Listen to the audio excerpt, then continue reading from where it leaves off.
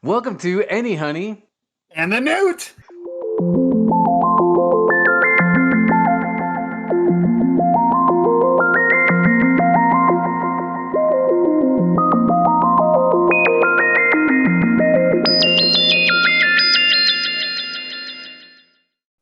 So welcome to another episode of Any Honey and the Newt. I'm Corbin the Newt.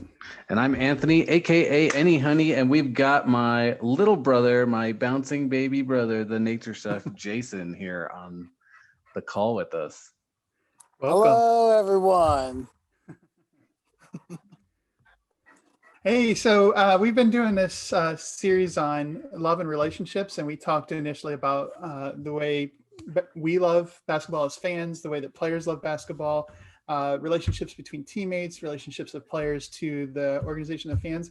But now we want to kind of expand the scope and bring in the experts, our family and friends, to kind of talk about relationships outside of basketball. So thank you for taking the time to join us and share your wisdom with us. No, thank you guys for having me out today. I'm always willing to share my knowledge and wisdom of love. I am not a love guru, but I do have love that I share around to the world as much as I can. What have you got there, Anthony? I'm showing that Jason actually made this. It's he made it for his wedding as wedding favors to us all. And it's how did you make it? It's dye, right? It's in the heart shape, obviously. It's acrylic ink. Thank you. We do a little pour paint, and you blow it with a little straw, and we did little hearts for my wedding, and we gave it out as gifts to everyone for coming out. Handmade That's with awesome. love, just like the back says. So My tell me, wife and I was gonna say, tell me how much you paid at Target for these. actually, Target came to us and was like, "You need to go on Shark Tank. We're gonna buy your whole shipment right now." I said, "Well, hold your horses, guys. I can't put my kids to work that hard. That's child labor right there." That's awesome. So let's start with a pretty a simple one. I'll throw you a softball. What is love? Love. That is a complex question right there. Love comes in different forms. I'm not sure for others, but for me, love can be a respect for an individual. It could be a craving for the mountains. It could be long term, and it could be short term. Love has many forms. My wife taught me love. It was hard for me to understand it growing up in high school. I hate to say it, I was a player. I bounced around, but when I moved to Florida on my internship, I experienced friends, and I came back here after I graduated, and that's when I met my wife 10 years ago. Mm. She was an intern, and I was her chef. And one night I needed help prep, and she stayed late with me. And I remember the next day I asked her out, and I said, "I really appreciate your help. Do you mind coming out to dinner with me?" And she said yes. And from there on, our love grew. We've had different experiences in our life. We were long distance for a long time. We stopped seeing each other for a little bit, but something in my heart knew that I loved this woman, and she never gave up on me. She never stopped trying. She did things for me that I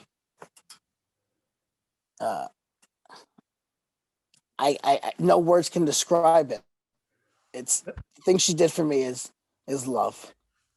That's awesome. And Well, and I don't want to cut you off. I just you just said it's going to be hard to describe it, but I'm gonna push a little bit and just see if the love languages between you and your wife are the same, and is it that compatibility that helps feed it, or are the love languages separate from this connection that you feel with her, and it's just different ways of expressing that shared connection? our love languages are almost opposite. Hmm. You know, I am more of a person that wants physical touch, and I want to help her. I do acts of services. So, and for her, she likes the gifts, and she likes the praise. She likes the wording of you know, baby, you look beautiful. This looks amazing. You did a great job today. I'm so proud of you. And over time, I've learned to have to really put that into my everyday. You know, you train yourself to say it every day, and now it comes natural. And it's almost like if I don't say it, I feel off in my day. Huh. And you appreciate more and more after that. You start letting go and you start appreciating more and more. So our love languages kind of balance each other, the way I receive it and her receives it, and the way I give it and she gives it. How have you noticed her? So you talked about yourself and how you receive and give the love languages, but from Charity's perspective, name dropping here. Um, Oh, Hi, Charity. Hi. How have you noticed that she's adapted to how you give and receive? um, I don't know why, but I've always been hardened in my life. I've uh I've never really accepted love until I took that leap of faith and I asked her to marry me. That was the real first time that Hmm. I accepted love in my life. And it was the most nerve-wracking moment because I knew at that moment I'm committing something that's greater than me. I mean, this is the rest of my life and I'm committing to this. And that's ultimate. That's like the ultimate love right there. Um, so she did a lot of conditioning in our relationship prior to get me to that moment in life. Hmm. And I didn't realize that until the moment we got married, you know. And it's just like she secretly trained me to do exactly what she wanted. She got me. And you're so happy for it. I'm very happy for it. Yeah.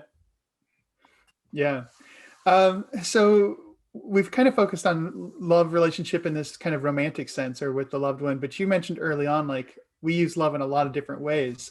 And I wonder if you want to kind of talk about the expanded notion or having those kind of love relationships with someone who's not a romantic partner. You know, I'm just trying to think of because I had that. You know, I love my animals. Animal love is different from my friends' love. And some people's perspective, that could be the same love. I'm not judging you in your way you love people. Are we talking about furries? What are we talking about? But you know, I asked my boss today. I said, uh, "What is love to you?" And he said, I can't wait till I get home because I just built a new dock and I can't wait to sit on the end of that dock." He goes, "I love that dock." And I said, "Do you really look forward to that?" I said, "What about your wife?" He goes, "I've been with her for a while." He goes, "I just built a new dock and I love the dock." You know, stages of love and relationship also are a factor. But uh, you know, my I love for my animals. I may say, "Oh, there's too many animals," but I sit down with them and I pet them and I play with them. And you know, you come home and there's no one here. There's no family here, children and wife, and you get that alone time with the animals, and it's a different quality of time. You know, sometimes you've had a hard day and you don't want anyone talking, so you just hug your dog. You know, Hmm. I've had rough days where I've cried with my dog, and the dog just sits by your side, and that's all you want. You just want that physical thing there, and that's like an unconditional love. Most of my animals are rescue, and I think that's a different kind of love Hmm. because they've never received anything that's been in that good grace. Uh, and I've seen animals go from nasty to nice just like that because we fed them and gave them in the house and we gave them a couple pets. Hang on, I got a couple cats fighting over here. Time to go pet the cats. Excuse me, kitties. Let's talk about conflict in relationship. Your wife had 2 children already, and you've lived with them for, you said you've been together for 10 years, so you've seen those kids grow up since they were really little. So talk about your relationship with them and the difference between, like, obviously you don't have any naturally born children, but basically the adoption of Charity's kids. Well, watching, there's 2 different kinds of love involved in that. As an outsider coming into a relationship, my love has to almost be built onto it. I have to build that love up. I met my wife when I was 21, and at that time I wasn't ready for children. I was still paying off school debt, and I wanted to get myself right with my job and promotion and wise. So, I always was, I'm not ready for children yet. I want to wait till I'm 25 to start thinking about that. And I met her children when they were 3 and 5, and now they are 13 and 15. But her love for the children is a love only a mother can have. I've seen her protect those children in ways that only a mother could protect those children. That's a love that comes with those children. And there's times where I've been right. There's times where she's backed the children because they've been right. But the love for them is, no matter what, it's always going to be them. Yeah, it's interesting thinking about parenting, and the responsibilities of parenting might be shared, but the type of relationship is still different, right? In the sense that when you this is great.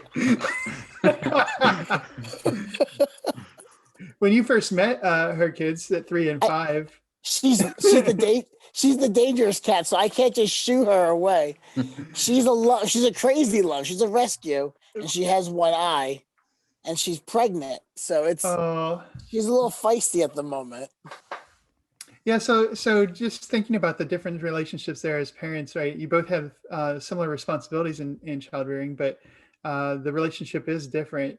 When you met them at 3 and 5, they already had this bond with Charity, with their mother, and you were building off of your love for her to have a relationship with them. So it was kind of a secondary relationship. And now, maybe after 10 years, it's a little bit more primary. But how is that being a parent and having love for a child that you had to kind of grow into that as distinct from having that initial kind of bond that just kind of forged it? As a younger, if I was able to go back to a younger me, I wish I could have been more active in the boys' lives, because I feel the difference of me committing love to Charity and committing love to the boys and being there full time, as to if I started doing this 6-7 years ago, 10 years ago, it could be a different scenario, the love.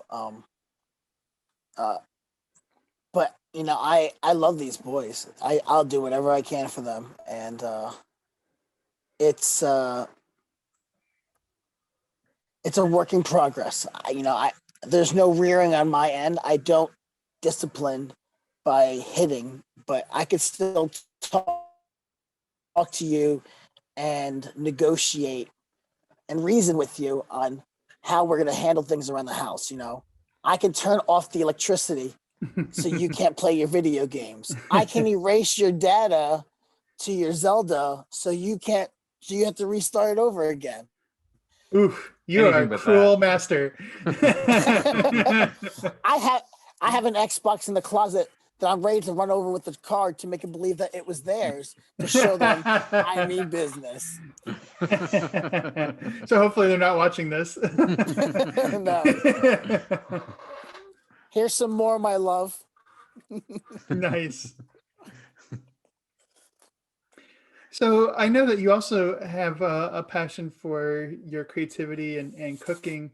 Do you think when we talk about having a passion or a love in that kind of sense, are we talking about this love just directed towards a different thing, or is this a totally different concept?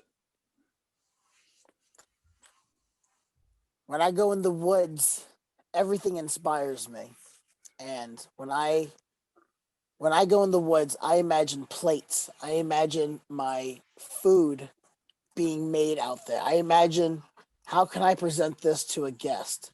And to take that kind of time and dedication to learn that kind of stuff, it wasn't a build on love. It was an overtime love that I dedicated and I committed to because, I thoroughly enjoyed watching the guest face, telling them the story of how it's all done.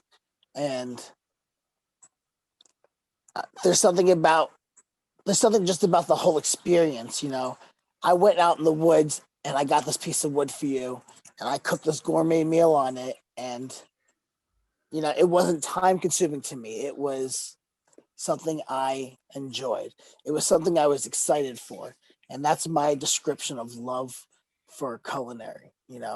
I get excited and I get overwhelmed sometimes of joy. And, people are like, well, it's 20 people.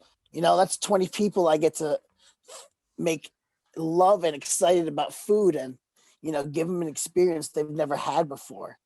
And that's my favorite part.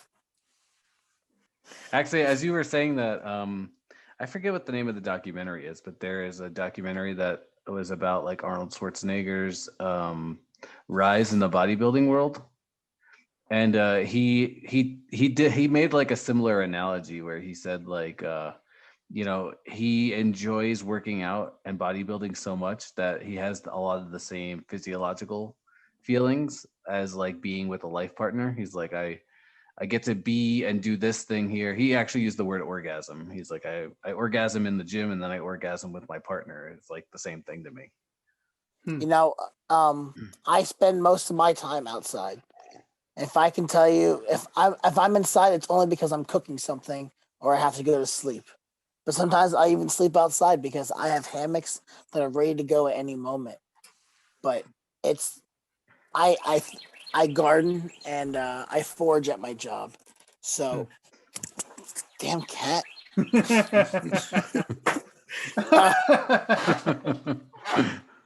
So much love to give and receive. This is the outtakes I episode. do spend a lot of my time. Yeah, I do spend a lot of my time out in the woods, and it's like you said, it's a different relationship, and you have to. It comes back to taking care of our planet and taking care of our environment around us, so that this gets preserved for the others that do enjoy that stuff as well, that find their peace and love in the wilderness. Yeah, that's interesting that having a love for something then entails some kind of responsibility. I feel like in some of our other conversations, we've really focused on the responsibility aspect of it. And I'm curious now because to explore more of the emotional components of it, because you've given some descriptions like excitement and joy, and you are a very passionate person. So I wonder if you could just like elaborate, what does it feel like to be in love or to be doing something you love?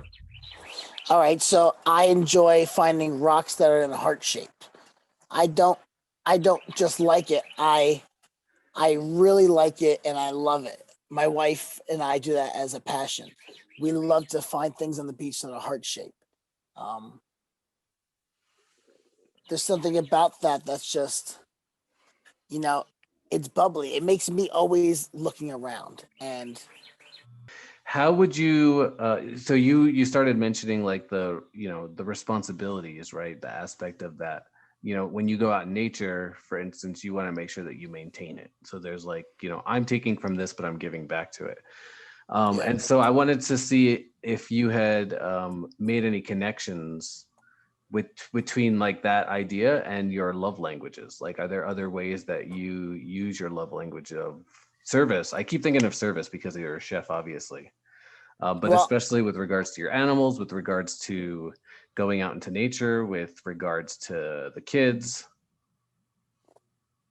yeah, I meant my love language is acts of services, anyways. So, and we have a very large yard. So for me, it's maintain the yard so that, it's safe for all of us to use at all times. You know, my wife is happy because that's one of her love languages, that I got something done around the house or that something was done around there. So that feeds her love fuel. And, uh, you know, uh, I make gifts for her around the yard. I pick flowers that are around the yard and I give them to her as little bouquets. And that is one of her major love languages is receiving gifts. I think she's 30% for receiving gifts, and I'm 17%.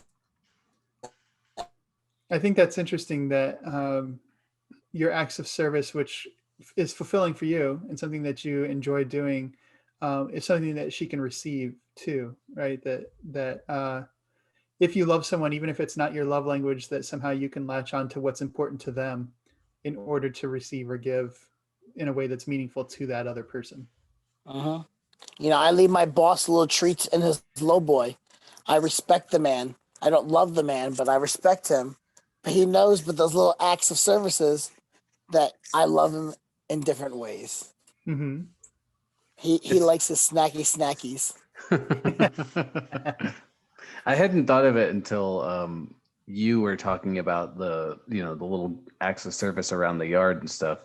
But it's almost like a love ecosystem, right? There's Uh-huh. like things that you're doing that feed into others' ways of understanding that you love them, and things that they do that also feed into that. And there's different degrees of it, right? Everybody has a role to play within the ecosystem. I mean, I can go into, if you really wanted to go into depth conversation about nature love, it's exactly that. I clean the yard and I let natural growth happen at the same time because I like to learn what's growing in my yard. So I study those plants as well. We walk around the yard and we write down notes. That's a different kind of love in its own aspect. That's environmental love. And then you have, you know, your body. How much do you love your body? Are you willing to take care of it? Or are you willing to can you curse half ass your body? And you know, uh people go through stages of loving themselves. And it's that's another thing. That's another hard thing to conquer in your life is to be able to love yourself and to accept who you are. You know, what personality are you? Uh what kind of man do you want to represent? Who do you want people to look at you as? And how do you want them to view you? When someone talks about you, that's a higher up love, that's a self-respect. And taking care of your body and all that is just I wonder. I mean, we're fortunate enough to have the two brothers on here at the same time. I wonder if you would talk about sibling love, and maybe this is a good time to bring in the how does conflict inform your relationships? I was just gonna go there myself.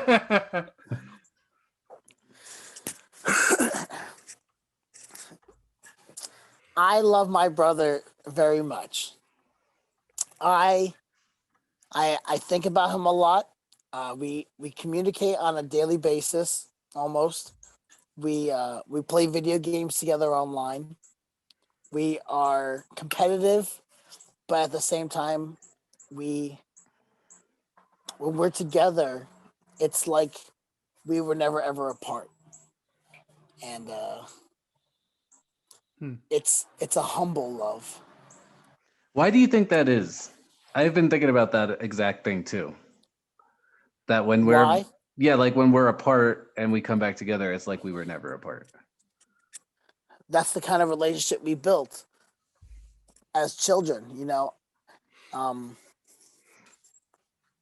we were never sick of each other. We always had outside. I think about the times that, you drugged me outside to play soccer, but we ended up having fun. You know, we'd be animated about our soccer. We'd get loud like we were watching wrestling. Oh, goal, the wall, you can't stop me. Like it's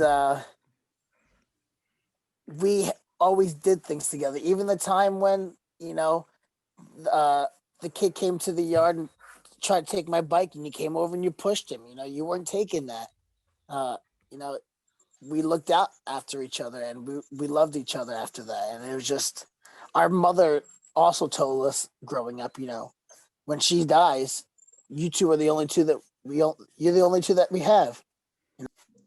One thing that I'll add is Correct.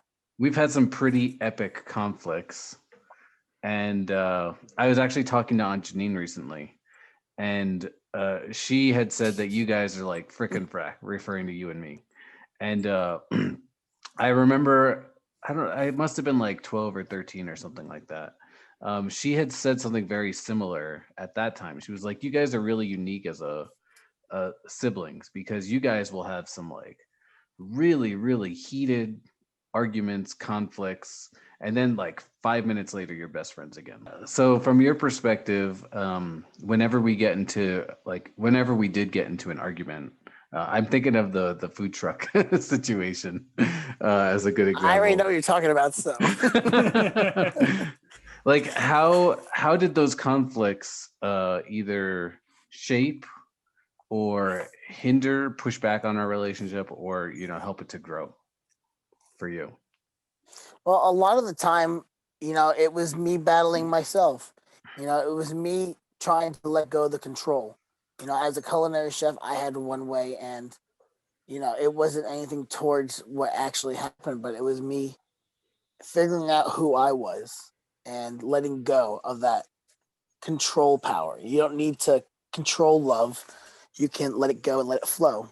I was not open to ideas at the time, but learning from my experiences, um, every time, like you said, every time we got into a fight as a child, we always made up. We had our space for a little bit and then we came back. That goes for anything though. Like you should never hold grudges, because that creates a resentment towards, and that's not the right way we should be going in life. Everyone should just love. Everyone needs to put the differences aside. You don't need to win conversations. Hmm. Just listen.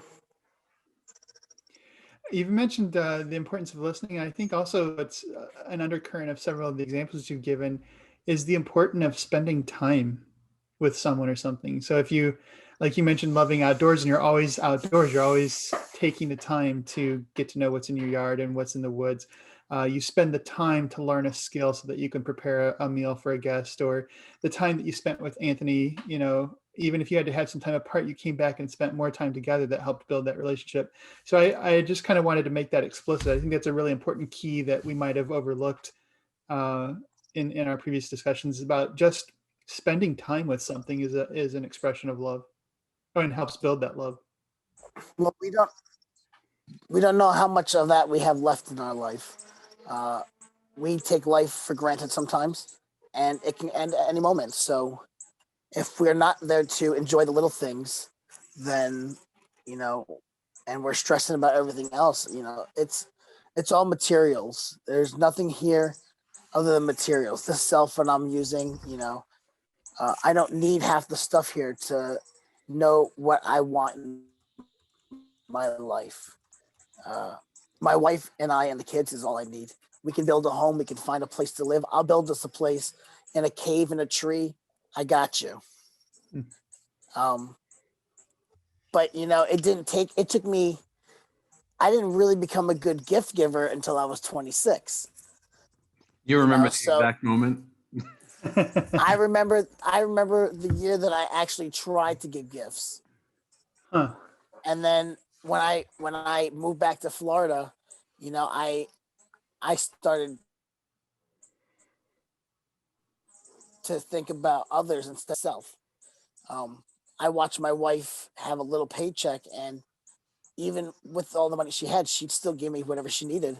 And I was really blessed. I was super thankful for that because, this is all you have left and you're still helping me out. And I had nothing at that time.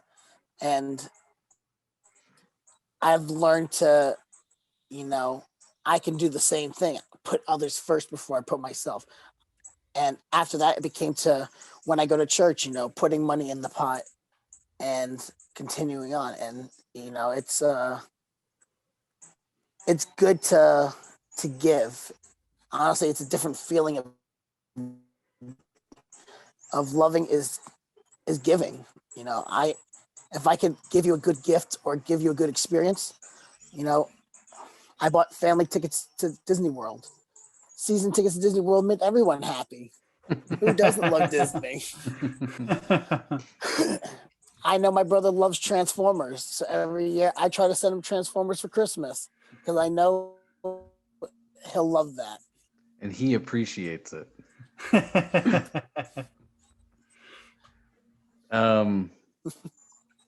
Before we wrap up, I just wanted to ask you if there's anything that we talked about that you didn't get a chance to touch on, or that we didn't even get a chance to talk about that you wanted to touch on. Growing up, we had a father in our life, our dad, and we had a stepfather in our life. And I had two perspectives of how to be a father and how to love a child in a different way. And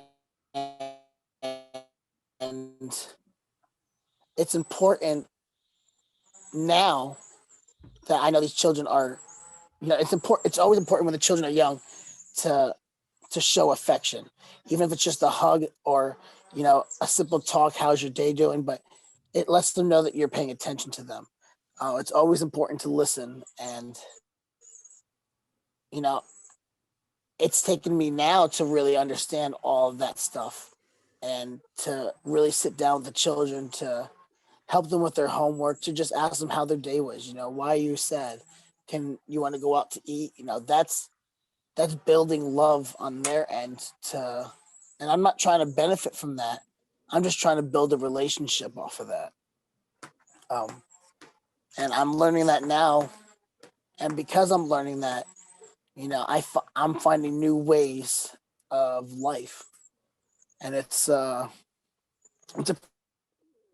pretty cool experience to go through this, to really understand and learn these children and to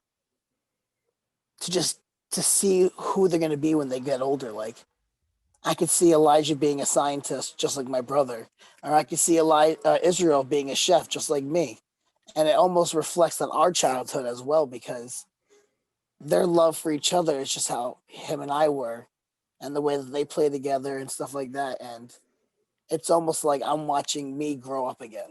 Huh. Saying you should plug your restaurant if you want. He has been. It's on his shirt. Yeah. So White Oak Conservation is a wild animal conservation over here in Yulee, Florida. We specialize in endangered rhinos, elephants, and cheetahs, as well as family-oriented events. Culinary staff is all Culinary Institute of America graduates. And we provide a fine gourmet meal that is out of this world. And apparently bred on property. Yes. As you say, out of this world, but very local. Very local. Nice. Well, thank you again, Jason, for your time.